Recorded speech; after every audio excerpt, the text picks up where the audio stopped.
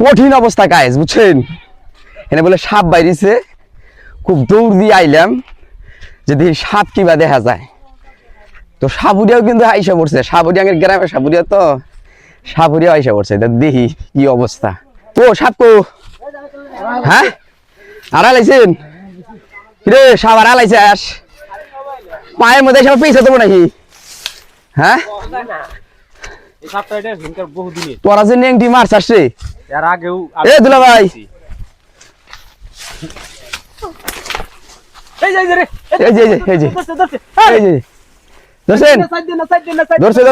সাপ ধরছে দৌড়া লাইছে দৌড়া দেখছেন ওই মানে দৌড় মারছে এটা তো আমি সামনে যা ধরছিলাম এই আমি উল্টা দৌড় মারছি রে ভাই এই এটা না আরো আছে হ্যাঁ ওটা আরো বড় এই দেন গাইস এই যে সাপ এটা চিকন হ্যাঁ ভয় না গিরি এর দানা ছোট রে দেখা দেখা এই যে গুড়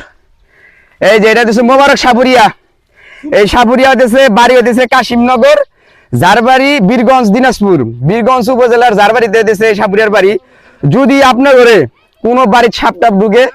এনারে ফোন দিবেন আমি নাম্বার আপনার এই কমেন্ট বক্সে দিয়ে দিবনি হ্যাঁ এনারে ফোন দিবেন আপনার সাপ বাড়ি থেকে ধরে নিয়ে যাবো কোনো সমস্যা নেই এই দেখেন যে আমি রানিং আইলাম কিন্তু আসার সাথে কিন্তু সাপটা ধরলো তো এখানে ও নিয়ে বাড়ি ধরবো ঠিক আছে তো আপনি কিছু কইবেন না সাপ ধরাই তো কাজ আর কম কি তো বড় বড় সাপ এটা ছোট সাপ তাই না যদি কারো বাড়ি সাপ ধরা পড়ে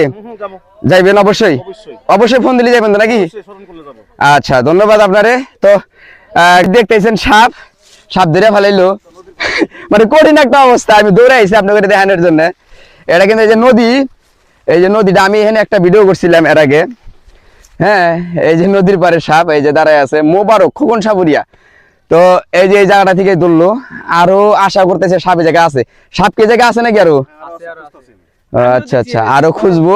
তো দেখি কি হয় যদি আরো মানে আমরা সাথেই আছি সাপুরিয়ার সাথে আপনাকে দেখামো ধন্যবাদ।